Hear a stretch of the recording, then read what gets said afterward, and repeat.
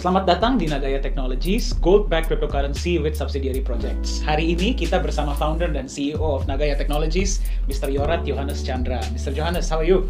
Terima kasih Dani, baik sekali. Oke, Mr. Johannes, kita mau tanya, Ya. apa sih sebenarnya yang melandaskan konsep Nagaya? Latar belakangnya apa sih? Oke, jadi kalau kita lihat ya, di tahun 2017 itu kan banyak sekali koin dan token-token yang bermunculan dengan klaim bahwa mereka akan menjadi the next Bitcoin. Right. Nah, tahun 2018 tuh mayoritas dari mereka itu akhirnya berguguran ya, baik yang disengaja maupun yang tidak disengaja. Sehingga kita itu mempelajari apa saja sih kekurangan dari koin-koin atau token-token yang sudah ada tersebut. Right.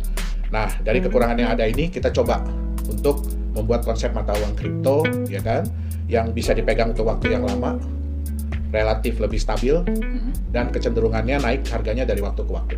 Oke. Sehingga kita menciptakan sebuah mata uang kripto yang di-backup oleh emas real, emas murni, dan juga ditunjang oleh proyek-proyek yang juga real. Oke. Oke, interesting. Nah, Nagaya itu kan di-backup oleh emas nih. Ya. Kalau boleh tahu, kenapa sih harus... Oke, sebelum kita masuk ke kenapa emas, kenapa harus ada backup? Oke, kita kan tahu ya dalam dunia usaha, bisnis, investasi, itu kita kenal pasti ada namanya keuntungan dan kerugian. Betul. Ya, nggak mungkin ada bisnis, usaha, investasi yang selalu pasti untung. Kalau Pak Dani ada, tolong kasih tahu kita di dalam awal. Mungkin Ya. kalau bagi para penonton yang ada, mungkin juga boleh kasih tahu kita. Boleh kasih tahu kita ya.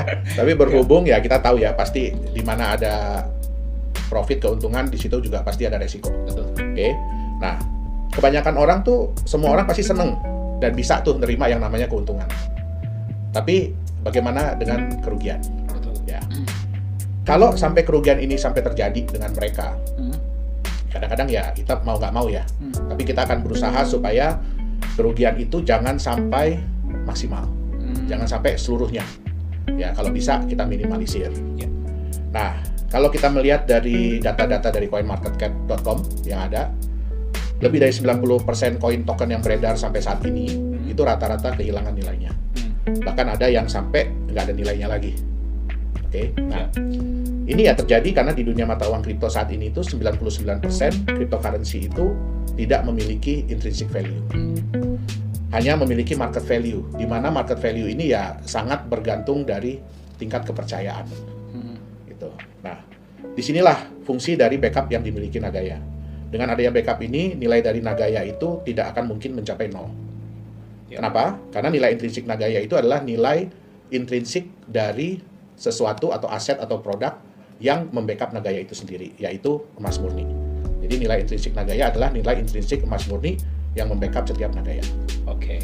Oke, menarik. Tadi ada menyebut mengenai Pak Johannes, ada menyebut mengenai intrinsic dan market value ya. Nanti kita akan masuk ke sana lebih detailnya. Tapi sebelumnya saya penasaran. Ya. Kenapa yang dipilih emas, Pak Oke. Johannes? Jadi waktu kita menentukan apa sih yang sebaiknya membackup Nagaya ini ya, kita harus melihat dulu beberapa faktor. Jadi ada beberapa faktor yang kita nilai. Di antaranya itu adalah yang pertama, backup itu harus dikenal dan diakui oleh semua orang di seluruh dunia. Jadi intinya kalau kita nyebut backupnya apa, semua orang harus tahu. Oh, itu barangnya. Oh, itu produknya. Itu dia. Nah, yang kedua, harus terbukti telah digunakan selama puluhan, bahkan mungkin kalau bisa ratusan atau ribuan tahun sebagai alat yang pelindung nilai. Ya, jadi harus sudah terbukti. Oke, itu yang lebih baik. Semakin lama telah digunakan sebagai alat pelindung nilai, artinya dia sudah terbukti. Oke. Terus tingkat likuiditasnya harus tinggi dan global. Maksudnya apa? Dia mudah ditukarkan untuk aset lain. Contoh misalkan kalau dalam kehidupan kita sehari-hari kan kita pasti butuh uang fiat ya. Nggak mungkin kita bisa bilang bahwa oh, kripto ini kita bisa pakai di seluruh dunia. Sampai saat ini belum ada cryptocurrency yang benar-benar diterima sebagai alat pembayaran di seluruh dunia. Bahkan Bitcoin sekalipun. Ya, jadi kita butuh yang tingkat likuiditasnya tinggi dan harus global. Jadi jangan cuma di Indonesia, cuma di Singapura, cuma di Korea, cuma di Amerika gitu. Nggak bisa, kita harus di global. Nah, backup ini pun harus bisa diklaim. Harus bisa diklaim dengan mudah dan dalam jumlah yang beragam. Gitu. Jadi, kalaupun ada backup tapi tidak bisa diklaim, ya itu juga sebenarnya percuma. Betul. Oke. Tapi yang lebih penting, backup ini bukan hanya klaim semata ya. Jadi bukan cuma kita bilang bahwa kita ini di backup. Gitu. Tapi cuma klaim aja. Tetapi backup ini pun harus bisa diverifikasi. Artinya harus transparan dalam soal jumlah, terus di mana backupnya berada, dan harus bisa dilakukan independent audit. Oke. Ya. Jadi transparansi itu sangat penting ya, Pak Johannes ya. Betul. Oke. Nah, berarti untuk Nagaya sendiri sebelum dijual kepada publik, berarti emasnya sudah ada dong? Oh, belum. Belum ada? Belum. Oke. Karena gini, konsep kita ini kita bukan jualan emas. Ya, kita bukan jualan emas. Tetapi kita menyediakan mata uang kripto yang di-backup oleh emas. Nah, dari dana hasil penjualan Nagaya, itu tidak semuanya kita gunakan untuk proyek atau bisnis kita. Oke. Sebagian besar, persentase yang terbesar itu kita gunakan untuk membeli, untuk cadangan ya. Nah, untuk backup. Ya. Nah, kita akan gunakan untuk membeli emas murni. Dan emas ini akan kita simpan di sebuah tempat penyimpanan khusus emas, perak, platinum, titanium yang berada di negara Singapura. Oh, jadi emasnya disimpan di Singapura ya, Pak Johannes ya? Oke. Kenapa di Singapura, Pak Johannes, kalau boleh tahu? Ada alasan tertentu kah? Nah, Nagaya ini kan sebenarnya adalah proof of ownership ya. Jadi bukti kepemilikan dalam bentuk digital. Nah, bukti kepemilikan apa? Dia ini adalah bukti kepemilikan sejumlah emas yang ada di dalam tempat penyimpanan tadi, tempat penyimpanan di Singapura tadi. Artinya setiap Nagaya itu secara nyata di-backup oleh sejumlah gram emas. Kalau nantinya ada yang membuktikan bahwa dia adalah pemilik sejumlah Nagaya, berarti dia berhak atas sejumlah emas di dalam tempat penyimpanan tersebut. Oke. Contoh, kalau mungkin Pak Dani, kalau kita nanti ya udah dinyatakan bahwa setiap Nagaya itu sudah di-backup oleh 0,1 gram emas murni, Pak Dani bisa menunjukkan ke kita bahwa, oh, saya punya 100.000 Nagaya. Artinya tinggal 100.000 dikali 0,1 gram. Artinya Pak Dani itu berhak atas 10.000 gram atau 10 kilogram emas murni. Nah, emas yang membackup setiap Nagaya inilah yang menjadikan Nagaya memiliki intrinsic value, yaitu nilai emasnya itu sendiri. Nah, untuk menunjang tingkat kepercayaan, ya kalau kita bilang bahwa kita simpan di sebuah tempat, tapi kalau tempat itu orang nggak ada yang kenal, orang nggak ada yang tahu, apakah itu bisa dipercaya? Nggak bisa ya. Nggak gampang. Nah, akhirnya kita membutuhkan sebuah tempat yang bukan hanya bisa menjamin keamanan emas Nagaya tersebut, tetapi tempat itu juga harus berada di negara yang dikenal secara global dan memiliki reputasi yang baik. Nah, kenapa kita pilih Singapura? Karena banyak perusahaan, institusi finansial, bahkan perbankan yang menyimpan cadangan emasnya di Singapura, termasuk di tempat yang sama dengan yang Nagaya gunakan. Nah, ini penting. Ini penting karena Nagaya ini adalah mata uang kripto yang kita harapkan bisa diterima secara global di seluruh dunia. Artinya, semua orang kita mau merasa aman, merasa nyaman, tahu bahwa emas Nagaya itu benar-benar disimpan di sebuah tempat yang bisa dipercaya. Oke. Berarti kepercayaan itu sangat dijaga oleh Nagaya. Betul. Ya. Oke, itulah kenapa disimpannya di Singapura. Karena memang banyak orang yang sudah mengetahui seluruh dunia bahkan bahwa Singapura itu adalah tempat yang sangat aman untuk menyimpan. Dan kan banyak yang bilang bahwa Singapura itu adalah Swiss-nya Asia. Betul. Swiss-nya Asia. Oke, jadi itulah mengapa gold dari Nagaya disimpan di Singapura. Betul. Oke. Tapi kan nggak semua orang bisa datang ke Singapura untuk misalnya setiap berapa bulan sekali ngecek emasnya. Nah, itu gimana tuh, Pak Johannes? Oke. Itu sebenarnya salah satu alasan kita memilih The Safe House Singapura sebagai tempat penyimpanan emas dari Nagaya. Di Singapura itu sebenarnya banyak tempat penyimpanan barang berharga. Tetapi kenapa kita pilih The Safe House? Karena The Safe House ini memiliki SOP, jadi prosedur operasi yang dapat menunjang prinsip transparansi yang mau kita jalankan di Nagaya.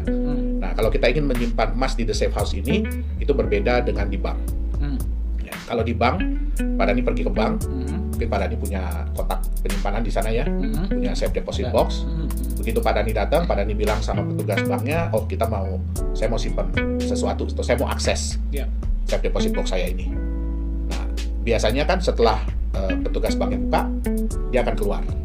Karena dia tidak boleh tahu sebenarnya apa yang Pak Dani simpan, apa yang Pak Dani masukin atau keluarin. Nah, ini sangat berbeda dengan The Safe House. Oke, di The Safe House pada saat kita datang, kita mau menyimpan, petugasnya akan ngambilin box kita. Oke. Oke, dia verifikasi dulu apakah benar kita punya akses ke box tersebut. Kemudian petugasnya akan datang, ya, bawa box kita. Nah, box kita ini biasanya disegel. Jadi ada nomor segelnya. Nah, mereka akan mengeluarkan dokumen bahwa benar pada saat kita mengakses box tersebut, nomor segel yang terpasang tuh nomor misalkan 123. Oke. Setelah kita nyatakan sama-sama bahwa nomor segel ini sama, akhirnya dipotong segelnya, dibuka sama kita kuncinya. Memang kunci pihak Nagaya yang megang. Oke. Nah, begitu sudah dibuka, baru dicek lagi sama-sama. Nih ya, emasnya sesuai dengan dokumen terakhir. Nah, setelah itu kita nambah emas, ya kan? Pada saat kita nambah emas, sebelum kita memasukkan emasnya ke dalam kotak itu, pihak The Safe House akan mendata emas apa yang kita masukkan bersama dengan emas-emas yang lain yang ada di kotak tersebut, sehingga daftar kita jadi bertambah dengan emas baru. Nah, setelah kita nyatakan bersama-sama dengan pihak The Safe House bahwa oh ya benar, ini jumlahnya sudah sama, nomor serial number emasnya sudah sama, jumlah dalam gramnya sudah sama. Oke, saya dari pihak Nagaya atau kita punya manajemen yang lain, direksi-direksi yang lain, ya, kita harus tanda tangan surat tersebut bersama dengan 2 orang staf dari The Safe House. Wow. Ya. Oke, dengan 2 orang staf dari The Safe House. Kemudian kita kunci, dipasang segel yang baru. Kalau segel ini kan dikeluarkan dari pihak The Safe House, bukan dari kita. Dan nomor serinya tidak mungkin sama. Nah, mungkin sekarang yang dipasang tadi kan 123 ya. Sekarang yang baru ini dipasang 456. Jadi di dokumen yang baru akan tertulis nomor segel yang dipasang yaitu 456. Oh, berarti nomor segelnya berubah setiap saat. Wow. Ya, nah setelah itu kita tanda tangan dokumen tadi dan ada satu saksi, itu auxiliary police. Jadi polisi yang bertugas di The Safe House pada hari itu, dia akan menandatangani juga bahwa benar yang dipasang adalah segel nomor sekian itu. Oh. Nah, sehingga apa? Sehingga kita bisa nantinya memasang dokumen ini di website resmi kita. Oh, berarti setiap hal-hal yang berhubungan dengan emas dan yang berada di Safe House semua ada di website? Betul, jadi semua orang bisa melihat foto emas yang kita punya, yang kita simpan, kapan disimpannya, udah ada di dokumen tadi, di kotak nomor berapa, itu semua tersedia di website resmi Nagaya. Bahkan pada saat kita pembelian emas, itu kan kita belinya, kita nggak boleh beli di toko emas atau pusat gadai emas gitu. Kita nggak boleh beli di situ. Kita harus beli di distributor resmi emas. Harus di distributor resmi emas. Yang kita pilih memang di Singapura. Jadi mereka pun kan diawasi oleh pemerintah Singapura. Jadi nggak mungkin kita bisa naikin harga, kita bisa nitip, tolong dong harganya tulis sekian gitu. Ya kita tahu lah Singapura kayak apa. Ya, nggak sembarangan. Nggak sembarangan, betul. Jadi mereka nggak bisa sembarangan memanipulasi data atau ngarang-ngarang nilai gitu. Betul. Oke, jadi betul. Kita ingin semuanya transparan, semua orang bisa melihat emas yang dibeli, dan apakah benar emas itu sudah disimpan, kapan disimpannya, di kotak nomor berapa. Nah, semua itu tertera di websitenya Nagaya, website resmi dari Nagaya. Nah, untuk menambah juga kenyamanan, kita tahu kan bahwa itu kan berarti klaim dari pihak Nagaya dan dari pihak The Safe House. Betul. Nah, kita ingin supaya gini, yang namanya transparansi itu tidak ada batasnya. Tapi kita ingin setransparan mungkin yang kita bisa. Sehingga kita juga sudah menunjuk auditor independen yang nantinya akan secara rutin ya memeriksa jumlah emas yang ada di kotak penyimpanan Nagaya. Oh, berarti kotak penyimpanan itu pun diaudit secara rutin? Betul. Oke. Itu dia. Kita akan ada independent auditor. Supaya apa? Ini menambah kenyamanan. Ya, menambah kenyamanan, keamanan, dan meningkatkan kepercayaan dari pemilik Nagaya. Itu dia. Berarti walaupun para pemegang Nagaya nanti ke depannya tidak bisa ke Singapura setiap misalnya sebulan sekali, 2 bulan sekali untuk memeriksa, mereka tetap bisa melihat semuanya di website. Betul. Bahkan hasil auditnya pun nanti akan ada di website. Betul. Oke. Betul. Jadi kalau suatu waktu Pak Dhani datang, ya kan, ke kantor Nagaya di Singapura, mungkin lagi main-main, nanti saya mau lihat dong emas yang nomor seri sekian. Nah, kita harus bisa menunjukkan. Dan itu akan ada pastinya bisa ditunjukkan di dalam. Betul. Oke. Berarti transparansi itu sangat dijunjung tinggi oleh Nagaya ya Pak Johannes ya? Karena itu yang nomor 1. Itu alasan utama kita, dan itu sebenarnya hal yang hilang, yang belum ada dari mata uang kripto. Itu dia. Berarti ini akan memberikan kenyamanan ekstra juga bagi para pemegang Nagaya. Iya. Ya. Oke. Pak Johannes, pertanyaan saya selanjutnya seperti ini. kita kan tadi mengatakan bahwa dari hasil penjualan koin atau cryptocurrency Nagaya itu sebagian akan digunakan untuk membeli emas. Betul, berarti masih besar, ada sebagian besar. Berarti masih ada sebagian lagi. Nah, itu digunakan untuk apa tuh, Pak Johannes? Presentasi terbesar kedua dari hasil penjualan Nagaya tadi adalah kita gunakan untuk menjalankan proyek-proyek real, jadi bisnis real ya yang akan dikerjakan oleh Nagaya. Nah, kita sudah menyiapkan sebenarnya ada 2 proyek. Yang pertama itu adalah fasilitas pengolahan pemurnian mineral logam yaitu emas dan tembaga. Itu berlokasi di Sulawesi Tengah. Sulawesi Tengah. Betul. Sebenarnya fasilitas ini sudah pernah berjalan berjalan selama 6 bulan di tahun 2015. Nah, tetapi karena ada permasalahan manajerial saat itu ya, sehingga terbengkalai. Nah, kita mengambil alih fasilitas ini tahun 2018. Ya, dan nantinya dengan hasil penjualan Nagaya, fasilitas ini tuh akan kita perbaharui mesin-mesinnya ya, karena udah lama nggak berjalan. Jadi kita perbaharui peralatan-peralatannya, terus kita mulai kembali operasionalnya, dan kita juga akan tingkatkan kapasitas yang sudah ada ini. Itu dia. Nah, yang kedua itu adalah penambangan mineral logam, yaitu nikel. Ini berlokasi di Sulawesi Tenggara. Nah, penambangan ini sebenarnya sudah berjalan 15 tahun. Ini merupakan perusahaan keluarga dari saya. Nantinya dari hasil penjualan Nagaya ini kita akan menyiapkan peralatan dan tenaga kerja sehingga kita bisa memulai operasi penambangan di lokasi ini.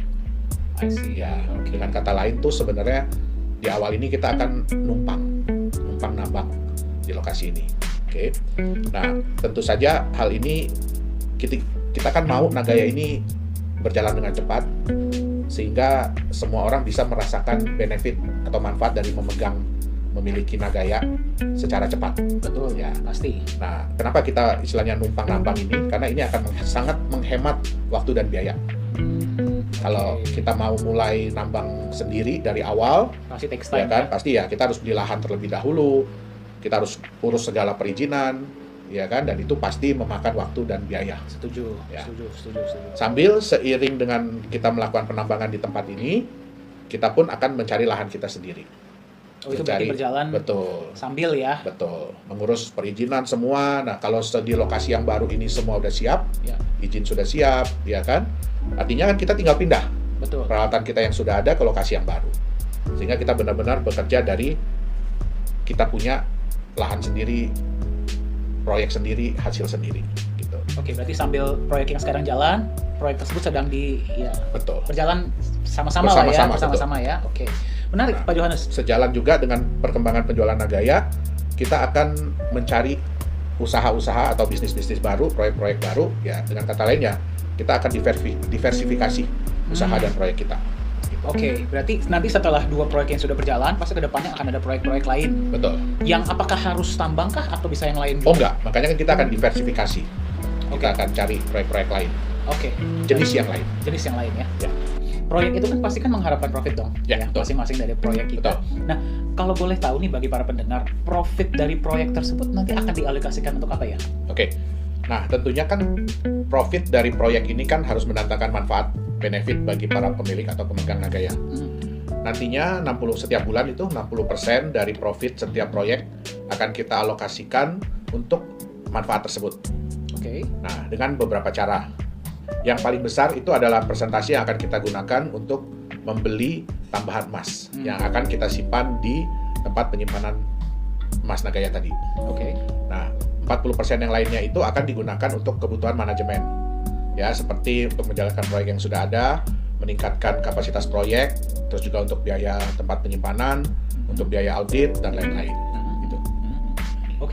Berarti mayoritas dari profit tersebut akan digunakan juga untuk menambah jumlah emas di dalam tempat penyimpanan Nagaya. Berarti jumlah emas per Nagaya akan meningkat, dan jumlah Nagaya kan akan tetap sama tuh, 50 juta Nagaya. Berarti bisa dibilang bahwa jumlah emas setiap Nagaya akan terus naik. Ya, betul. Betul sekali. Jadi karena kita memiliki kemampuan untuk menambah jumlah cadangan emas, sedangkan jumlah Nagayanya tetap hanya 50 juta, ya artinya nantinya untuk setiap Nagaya mereka akan punya kenaikan jumlah emas yang di backup. Ya. Nah, dengan konsep seperti ini, kita tuh bisa memberikan nilai tambah bagi para pemegang atau pemilik Nagaya. Yang pertama, yaitu dengan meningkatnya jumlah emas yang membackup setiap Nagaya, artinya kan nilai intrinsik Nagaya itu bisa terus meningkat atau naik. Ya, karena dua hal. Yang pertama kan jumlah emas setiap Nagayanya bertambah. Terus yang kedua, kenaikan harga emas dunia. Seperti yang kita lihat kemarin, harga emas kan melonjak cukup tinggi ya. Nah, dengan kenaikan nilai intrinsik ini, artinya sejalan dengan waktu, kita bisa menurunkan tingkat resiko dari pemilik atau pemegang Nagaya. Nah, benefit yang kedua yang lebih menarik lagi adalah dengan penambahan emas setiap Nagaya ini, tentu saja membuat pemilik pemegang yang sudah ada kan lebih berat ya, lebih sayang untuk jual Nagayanya kan? Betul. Ya, karena mereka lihat kan, Nagaya mereka, jumlah emas setiap Nagayanya terus bertambah. Betul. Nah, sedangkan bagi yang belum punya, kalau mereka tahu konsep Nagaya ini, tentu kan mereka jadi ingin punya nih. Nah, tapi kan Nagaya ini terbatas. Artinya apa? Kedepannya, mereka harus mendapatkan Nagaya ini dari pemilik atau pemegang yang sudah ada. Betul. Nah, disinilah tercipta market value yang kita prediksi akan stabil dengan kecenderungan itu meningkat. Itu dia. Wow, berarti ini bagi para pendengar ya. Berarti nilai intrinsik Nagaya ini akan naik dengan meningkatnya jumlah emas. Betul. Dan juga nilai marketnya akan naik karena jumlahnya terbatas ya. Betul. Wow. Karena permintaan kan pasti akan meningkat kalau orang sudah melihat konsep dari Nagaya ini kan, pertambahan jumlah emas untuk setiap Nagayanya. Betul. Ya. Dan itu akan terjadi secara otomatis ya bagi para pemegang. Betul. Wow. Oke. Nah, kan sering kita dengar ya, Pak Johannes ya, bahwa dalam waktu 5 tahun Nagaya itu akan setelah terjual, diprediksi, betul. Ya, setelah terjual habis, nilainya bisa mencapai 100 kali lipat atau $100 betul. per Nagaya. Betul. Nah, itu gimana caranya sih Pak Johannes? Bisa diilustrasikan nggak? Ya, oke. Jadi kan kita kembali lagi ya, sebenarnya untuk menciptakan nilai market, yang selalu meningkat, itu ada 3 hal yang harus dicapai oleh sebuah produk atau aset. Apa yang pertama, produk itu harus terbatas jumlahnya, limited edition. Ya. Kalau kita lihat kan semua produk yang limited edition itu kan biasanya harganya lumayan tinggi ya. Betul. Nah, dan kecenderungannya itu selalu meningkat karena semakin barang itu semakin sulit didapat, berarti harganya pun akan semakin meningkat. Betul. Yang kedua, kita harus bisa meredam supply di market. Artinya apa? Kita harus membuat orang-orang yang sudah memiliki aset atau produk tersebut itu berat kalau mau menjual. Jadi biasanya menjual itu karena sudah terpaksa atau karena memang ada tawaran yang luar biasa bagus. Betul. Kalau nggak bakal dilepas ya. Betul. Nah, yang ketiga, apa yang membuat orang yang belum punya itu ingin memiliki? Dan semakin tinggi tingkat keinginan untuk memiliki itu, artinya kan orang itu akan semakin ingin memberikan harga penawaran yang paling bagus, yang tertinggi supaya mereka bisa dapat. Betul. Nah, jadi 3 hal itu yang harus dimiliki oleh sebuah aset atau produk kalau dia ingin harga marketnya meningkat. Nah, kalau boleh saya ilustrasikan ke Pak Dhani ya tentang harga market Nagaya ke depannya ini. Nah, itu kita harus ilustrasi dengan sebuah kotak. Oke. Sebuah kotak nih ya. Ini contohnya dengan kotak ini. Oke. Ya. Pakai kotak ini ya. Oke. Nah, kotak ini hanya ada 1000 unit di dunia, hanya ada 1000 kotak nih di dunia. Berarti terbatas ya. Terbatas. Pak Dhani ini kebetulan salah satu orang yang beruntung bisa membeli kotak ini seharga $100.000. Oke. Dan ini kotak terakhir yang Pak Dhani beli. Ini berarti kotak nomor 1000 ya? Nomor 1000, betul. Oke. Ya. Nah, pada saat Pak Dhani buka kotak ini, ya, di dalamnya itu ada emas senilai $50.000. Oh, setengahnya? Berarti setengahnya kan? Oke. Ya.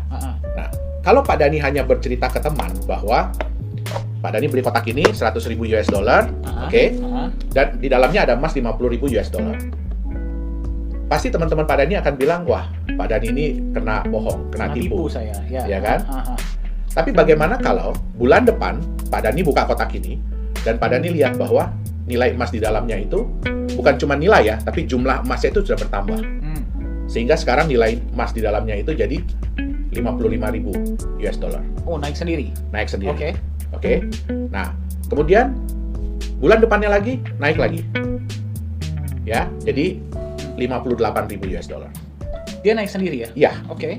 Bulan depannya lagi naik lagi jadi $60.000. Wow. Nah, kalau Pak Dhani menceritakan kotak ini kepada teman-teman, pasti mereka akan bilang hal yang berbeda kan. Pertama mereka bilang, oh Pak Dhani kena bohong, kena tipu.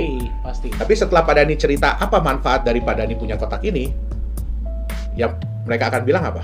Wah, keren banget kotak. Keren kan kotaknya ya? Iya. Bisa naik sendiri emasnya. Betul. Kira-kira mereka ingin nggak punya kotak yang sama dengan Pak Dhani? Pasti mereka ingin punya kotak yang sama ya. Nah, terus kemudian mereka tanya dong ke Pak Dhani, waktu itu beli kotak ini berapa ya harganya ya Pak Dhani? Ketika beli 100.000 US dollar, betul? Ya, nah, betul. Kira-kira nih, kalau ada teman Pak Dhani yang menawar 100.000 US dollar untuk kotak ini, kira-kira Pak Dhani mau nggak jual ke dia? Enggak lah, sayang banget. Iya kan? Ya. Kenapa? Padahal kan di dalamnya tadi emasnya mungkin baru 60.000 US dollar. Tapi kan Pak Dhani melihat ada benefit atau nilai tambah dari kotak ini. Betul nggak? Betul. Setiap bulannya emasnya bisa bertambah. Betul. Jadi yang dilihat adalah future potential ya. Potensi masa depan. Ya. Oke. Nah, mungkin nggak ada yang menawar 2 miliar? Mungkin aja. Mungkin. Kenapa? Karena dia melihat potensi masa depan. Itu yang pertama. Yang kedua, karena kotak ini udah nggak ada lagi yang jual. Perusahaan udah nggak jual lagi. Ya. Jadi mau tidak mau dia harus berusaha untuk menawar kotak ini dari Pak Dhani. Atau dari 999 orang lain yang punya kotak ini. Ya kan? Nah, mungkin nggak ada yang nawar 5 miliar?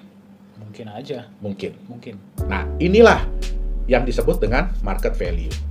Market value itu berarti value yang diberikan oleh pasar. Pasar. Oke. Jadi mereka mau menilai berapa.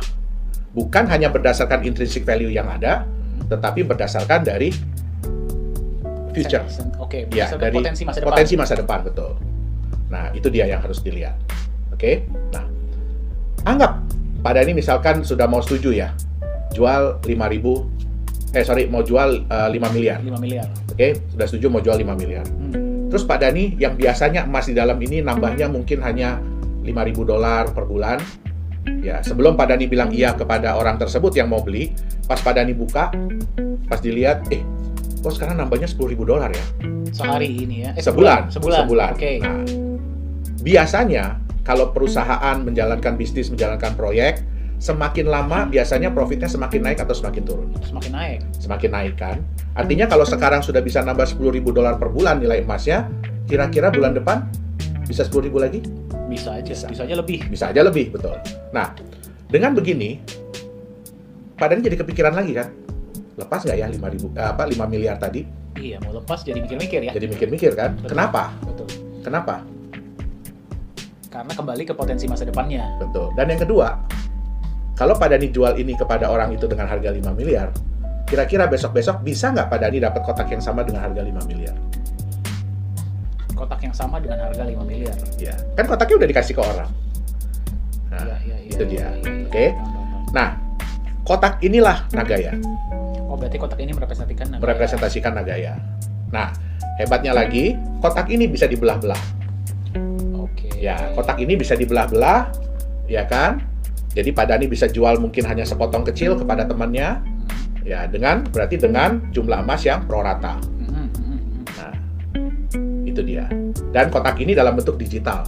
Jadi Pak Dhani nggak harus pegang kotak ini. Jadi kita nggak harus membawa kotak. Nggak harus membawa ini kemana-mana, karena sudah dalam bentuk digital dan sudah dalam bentuk blockchain sehingga relatif lebih aman, tidak bisa dipalsukan dan bisa dibagi menjadi bagian-bagian yang kecil. Itu dia. Oke. Nah, dari sinilah bagaimana dalam waktu 5 tahun bisa mencapai value 100 dolar per Nagaya. Karena berdasarkan dari kenaikan emas tadi yang kita pasti akan usahakan untuk supaya tingkat kenaikannya selalu lebih tinggi setiap bulannya. Itu yang pertama. Oke. Nah, kemudian apakah emas ini nyata?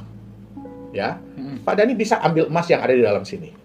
Dalam kotak ini ya? Dalam kotak itu Pak Dhani bisa keluarkan dalam bentuk emas beneran. Tetapi kalau sudah dikeluarkan, berarti kotaknya hilang. Kalau emasnya dikeluarkan, kotaknya hilang? Iya, betul. Oke. Nah, itu dia. Itu ilustrasi bagaimana harga Nagaya bisa meningkat sampai kita harapkan ya, kita prediksi 100 US dollar dalam waktu 5 tahun setelah seluruh Nagaya terjual habis. Oke. Iya. Oke, jelas. Terima kasih Pak Johannes. Ya. Saya dapat kotak. Oke. Nah, tadi berarti kan kita sudah berbicara mengenai bagaimana Nagaya value-nya itu bisa mencapai 100 dolar. Ya. Per Nagaya dalam waktu yang kita harapkan dalam waktu 5 tahun. Ya. Itu dengan meningkatnya jumlah emas dan juga jumlah permintaan di market. Betul. Karena jumlahnya terbatas. Ya. Nah, tadi kan kita berbicara nih Pak Johannes mengenai kotak dan di dalamnya itu ada emasnya. Iya, betul. Ya.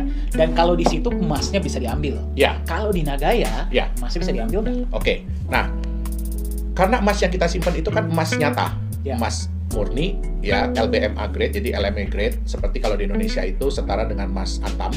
Oke. Bukan emas digital dan bukan sertifikat emas. Ya. Sehingga emas tersebut bisa diklaim oleh pemilik atau pemegang Nagaya. Jadi bisa diklaim. Bisa diklaim, betul. Nah, mereka pemilik atau pemegang Nagaya yang ingin mengambil emasnya, mereka dapat mengajukan pengembalian Nagaya, kemudian mengirimkan Nagaya yang dikembalikan itu ke alamat atau address yang kita sudah tentukan, yaitu burn address. Dan setelah selesai diverifikasi, ya, kita akan memberitahukan bahwa emasnya siap untuk diambil. Sejumlah dengan Nagaya yang dikembalikan dan berapa emas yang membackup setiap Nagaya pada saat pengembalian tersebut.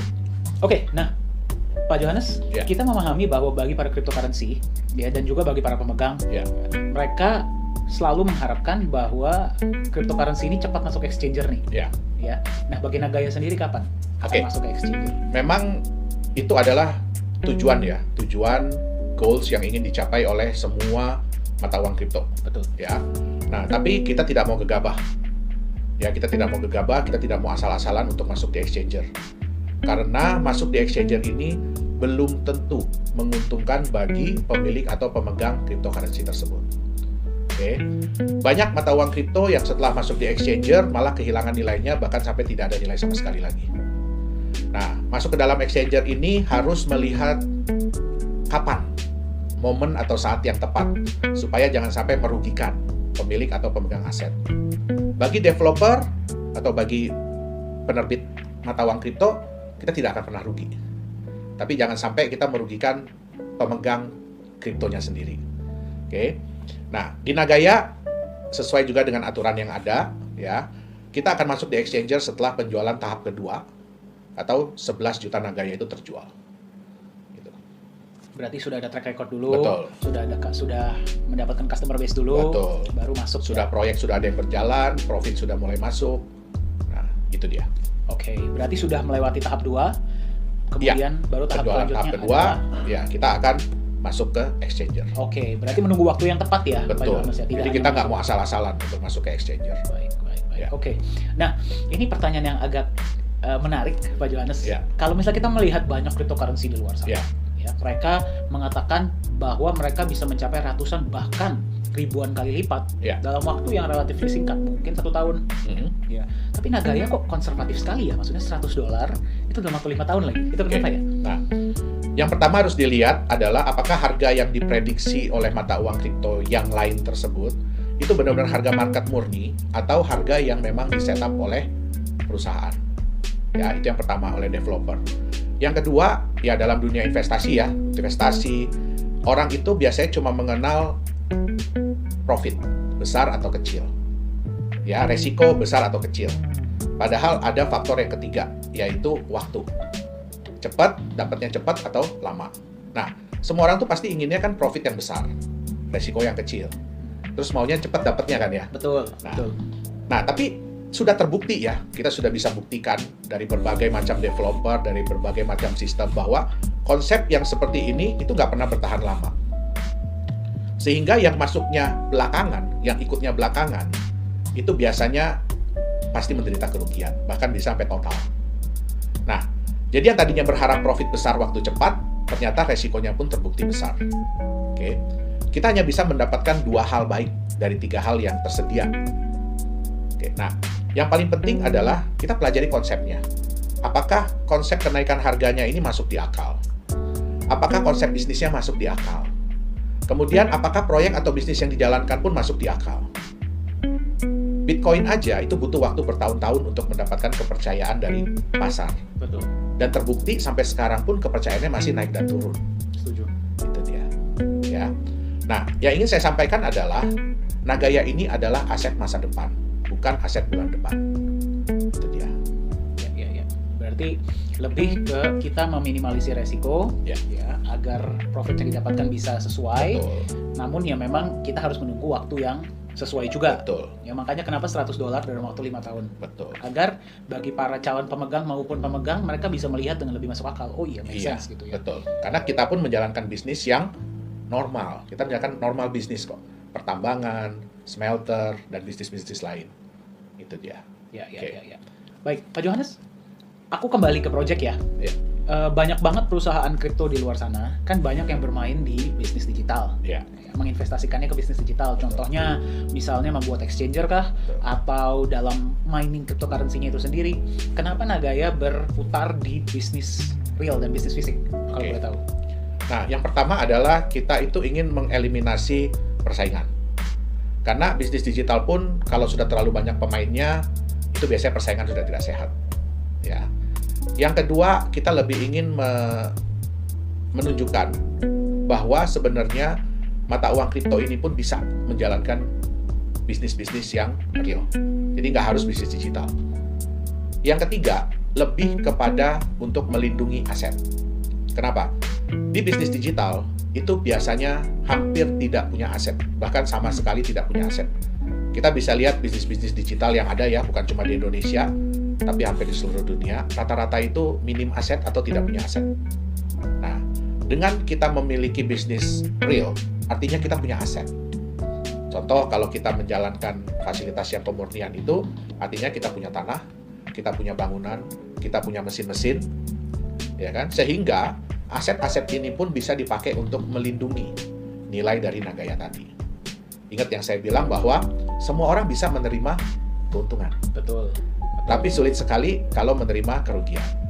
Nah, ini adalah salah satu strategi kita ya dalam meminimalisir kerugian. Ini risk management dari company. Gitu. Oke, berarti barrier to entry ya yang pertama karena kalau di bisnis digital kita mengetahui kompetisinya juga nggak sembarangan. Betul. Ya, dengan lebih banyak kompetisi pastinya juga Betul. akan lebih sulit ya. Dan kedua, menunjukkan bahwa cryptocurrency ini juga bisa menjalankan bisnis real. Betul. Dan yang ketiga, melindungi aset. Betul. Oke. Ya. Nah, Pak Johannes, kenapa sih yang sangat dijunjung tinggi oleh Nagaya itu transparansi? Kenapa itu sangat penting bagi Nagaya? Oke. Sebenarnya bukan hanya di Nagaya ya, transparansi itu penting, tapi sebenarnya di semua mata uang kripto itu penting. Faktor kepercayaan dan kenyamanan pemilik atau pemegang mata uang kripto itu sangat penting dalam menjaga kestabilan dan kenaikan harga. Semakin tinggi kepercayaan dan kenyamanan itu, maka mereka akan semakin berat, semakin sulit, semakin sayang untuk menjual mata uang kriptonya. Dan semakin tinggi kepercayaan dan keamanan itu membuat yang belum punya akan berusaha untuk memiliki. Oke. Nah, sehingga dengan terciptanya market dan supply, dengan supply yang terbatas dan permintaan yang tinggi, inilah yang dibutuhkan agar harga market itu bisa naik. Ya. Nah, yang kedua, semua orang bisa membuat klaim bahwa mata uang kripto mereka di-backup oleh aset. Contohnya emas. Ya, bahwa mereka sudah nyimpen 1 ton emas di Singapura, padahal nggak ada yang pernah lihat. Bahwa mereka punya proyek-proyek tambang, tapi nggak ada yang bisa memverifikasi. Nah, kalau semua ini tadi tidak transparan, semua klaim-klaim ini tidak transparan, tidak bisa diverifikasi kebenarannya, tidak bisa ditunjukkan, tidak bisa diaudit secara independen, maka hal ini percuma, tidak akan berguna. Nah, suatu waktu orang akan menemukan ya bahwa hal-hal ini itu sebenarnya tidak ada. Yang terjadi adalah kepercayaan akan hilang. Betul. Kalau kepercayaan akan hilang, otomatis harga akan hilang. Itu dia. Oke, berarti transparansi itu saya setuju. Transparansi itu tidak hanya penting untuk Nagaya, tapi juga sebenarnya untuk semua cryptocurrency mata uang lainnya. kripto, betul. Pak Johannes, untuk Nagaya sendiri, rencananya ke depannya seperti apa sih? Oke, yang pasti orang juga banyak bertanya ya, roadmap kita kok berbeda dengan kripto-kripto lain, dengan developer kripto-kripto lain, yang biasanya berdasarkan dari waktu. Ya. Nah, sebenarnya dalam dunia bisnis itu nggak bisa juga seperti itu, roadmap yang seperti itu. Itu kalau kondisinya ideal, artinya penjualannya bisa dicapai dalam waktu yang memang benar-benar segitu, ya sehingga semua bisa dijalankan. Nah, kalau roadmap di Nagaya itu lebih kepada sudah berapa banyak Nagaya yang terjual. Ya. Rencana kita adalah pada saat kita sudah menjual 3 juta Nagaya, kita akan memulai proyek nikel kita, proyek pertambangan nikel kita. Setelah terjual 3 juta? Setelah terjual 3 juta Nagaya. Nah, kita sudah bisa mulai persiapan, sudah bisa mulai untuk menambang. Memang dalam skala yang kecil, belum skala yang besar. Target kita adalah kita bisa menambang sampai 50.000 ton per bulan. Nah, itu memang sejalan dengan waktu pasti kita akan tambah kapasitas. Tapi di 3 juta itu, 3 juta naga terjual, kita sudah bisa mulai sebenarnya persiapan. Dan dari mulai persiapan itu sebenarnya kita harapkan dalam waktu 6 bulan kita sudah bisa melihat profit. Dalam waktu 6 bulan? Dalam waktu 6 bulan kita bisa melihat profit. Tentu saja kita pasti akan berusaha secepat mungkin. Ya. Tapi let's say 6 bulan. Kemudian setelah terjual 11 juta Nagaya, kita juga akan memulai untuk persiapan kita punya fasilitas pemurnian, fasilitas pengolahan dan pemurnian emas dan tembaga tadi. Ya, kita akan mulai perbaikan mesin-mesin, kita akan mulai operasional, dan itu kita harapkan sampai 16 juta Nagaya terjual, kita sudah bisa meningkatkan kapasitas. Nah, untuk hasil pun kita harapkan dalam waktu sekitar 6 bulan sudah bisa kita lihat. Oh, itu pun setelah 6 bulan sudah bisa terlihat. Ini setelah 11 juta ya Pak Johannes? Setelah 11 juta Nagaya terjual. Nah, dan setelah 11 juta Nagaya terjual pun kita akan mulai masuk ke exchanger. Ya. Jadi semua orang, proyek kita sudah berjalan sehingga emas sudah mulai bisa bertambah, sehingga market-market yang belum memiliki Nagaya begitu mereka melihat bahwa oh ini emasnya benar-benar bertambah, sehingga bisa pada saat kita masuk ke exchanger itu harga marketnya sudah bisa meningkat. Gitu. Oke, berarti itu cukup komprehensif ya Pak Johannes ya. Nanti planning ke depannya. Oke, nah bagi setiap mata uang kripto, pasti impiannya atau harapannya ke depannya itu ingin bisa digunakan sebagai alat pembayaran. Ya, Pak Johannes ya. Bagi Nagaya sendiri, apakah itu juga menjadi harapan atau bagaimana? Oh ya, tentu saja. Tentu saja itu menjadi impian ya, impian semua developer mata uang kripto. Tapi yang kita harus ingat adalah jangan lupa bahwa semua itu butuh waktu. Jadi nggak bisa secepat itu. Banyak mata uang kripto lain yang bilang bahwa oh mereka sudah bisa dipakai sebagai alat pembayaran. Ternyata alat pembayaran internal. Artinya apa? Yang produk-produk mereka sendiri, jasa-jasa mereka sendiri, sehingga bisa dipakai di dalam lingkungan mereka sendiri. Sedangkan yang dimasuk sebagai alat pembayaran itu kan yang diharapkan adalah bersifat global ya. Betul. Maksudnya di luar daripada manajemen perusahaan tersebut. Ya, contoh kita bisa dipakai untuk pembayaran di toko, di mall, atau untuk pembayaran online. Nah, vendor, betul. Itu sebenarnya impian semua mata uang kripto. Nah, kita itu juga ingin menciptakan konsep supaya mata uang Nagaya ini, ya mata uang kripto Nagaya ini lebih bisa diterima oleh para vendor, oleh para toko, oleh para penjual.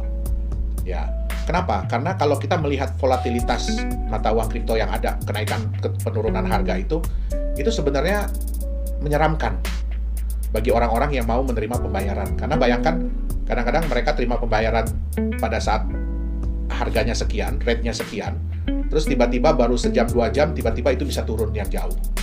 Ya, tentu saja itu kan beresiko ya. Nah, kita dengan konsep Nagaya ini, kita ingin menciptakan mata uang yang relatif lebih stabil dan relatif lebih meningkat. Nah, kebetulan ya kita juga menerima kabar gembira ya beberapa bulan yang lalu. Kita sudah bekerja sama, jadi saya sudah tanda tangan kerjasama MOU dengan satu mall di Korea Selatan, itu di Ibu Kota Baru Korea Selatan, yang akan dibangun mulai tahun 2021 dan direncanakan 2023 sudah beroperasi. Wow. Ya. Nah, mall ini nantinya akan menggunakan mata uang kripto sebagai alat pembayaran. Dan kita berhasil dipilih. Jadi Nagaya ini berhasil dipilih, nantinya akan difungsikan sebagai alat pembayaran di seluruh mall tersebut. Wow. Ya. Nah, mall ini sebenarnya nanti ada 5 blok. Jadi yang pertama akan pakai kita adalah blok nomor 4. Ini lebih ke temanya adalah entertainment. Ya, jadi mall ini lebih temanya ke entertainment, dan nantinya Nagaya bisa dipakai untuk bertransaksi di sana. Ya. Nah, nantinya jadi ini adalah pilot project ya, project percontohan. Setelah berhasil itu akan dikembangkan ke 4 blok yang lain ya. Jadi total 5 blok. Nah, nanti seiring dengan waktu mungkin bisa diuji coba lagi ke mall-mall berikutnya. Gitu. Kenapa mereka memilih Nagaya? Karena setelah mereka survei, Nagaya ini yang bisa lebih memberikan rasa nyaman dan aman, terutama bagi yang menerima pembayaran. Betul. Kalau bagi yang bayar tuh nggak masalah, tapi bagaimana dengan yang menerima pembayaran? Itu dia. Karena volatilitas kripto tadi ya. Betul. Wow, berarti kita bisa melihat Nagaya digunakan sebagai alat pembayaran di mall di Korea ya, Korea Selatan, Johannes, ya, pada tahun 2023. Ya. Wow. Semoga itu menjadi benchmark bagi mall-mall dan vendor-vendor lainnya untuk bisa menerima Nagaya sebagai alat pembayaran. Ya. Wow. Jadi memang ya semua itu butuh waktu. Semua itu butuh waktu dan semua itu butuh kepercayaan. Nah, itulah nilai pentingnya ya. Kenapa kita harus menerapkan transparansi. Itu dia. Setuju. Nah, tadi kan kita sudah berbicara cukup panjang ya, Pak Johannes ya, mengenai Nagaya. Bagi para pemilik atau calon pemilik Nagaya, ada kesan dan pesan nggak, Pak Johannes? Oke. Jadi sebenarnya adalah kita di sini Nagaya itu ingin mengedukasi. Kita tuh ingin mengedukasi teman-teman semuanya ya. Terutama yang selama ini mungkin udah merasakan jatuh di dunia mata uang kripto. Mata uang kripto ini sebenarnya adalah sesuatu yang luar biasa, yang bagus. Konsep daripada blockchain ini adalah sesuatu yang luar biasa, sesuatu yang bagus. Tetapi karena banyak disalahgunakan, itu dia. Nah, banyak juga teman-teman yang bertanya kepada saya, sekarang ini kan orang udah pada mulai udah pada mulai negatif, ya, udah pada mulai negatif thinking terhadap cryptocurrency. Nah, kenapa kok Nagaya tetap mau hadir? Nah, disinilah fungsinya kita. Kita ingin memberikan sesuatu yang berbeda. Kita ingin memberikan suatu pengajaran bahwa ini bisnis. Walaupun bentuknya digital, tapi ini bisnis. Nah, bisnis itu harus masuk di akal. Bisnis itu harus transparan. Ya, bisnis itu harus accountable. Sehingga bisnis itu bisa berlangsung dalam jangka waktu yang panjang. Nah, dan yang harus diingat adalah bahwa setiap bisnis itu harus punya manajemen resiko. Kita nggak bisa bilang bahwa bisnis kita itu yang terbaik, bisnis kita itu tidak ada resiko. Nggak, semua bisnis ada resiko. Karena saya udah ngejalanin bisnis udah puluhan tahun. Up and down pasti ada. Nah, tapi di sini kita ingin memberikan bukan hanya ingin berjualan Nagaya, tapi kita ingin memberikan satu solusi bagi teman-teman ya. Yang pertama untuk belajar mengenai bagaimana cara memilih mata uang kripto yang tepat. Ya, bukan hanya untuk jangka pendek, tapi lebih kepada jangka panjang. Itu dia. Oke, berarti lebih cerdas lah memilih investasi dan lebih hati-hati ya mungkin. Betul. Ya. Jika konsepnya masuk akal, baru silahkan investasi. Oke, terima kasih banyak Pak Johannes, kita belajar banyak ya. Demikianlah bincang-bincang bersama CEO dan founder dari Nagaya Technologies, Mr. Yorat Johannes Chandra. Semoga dapat memberikan wawasan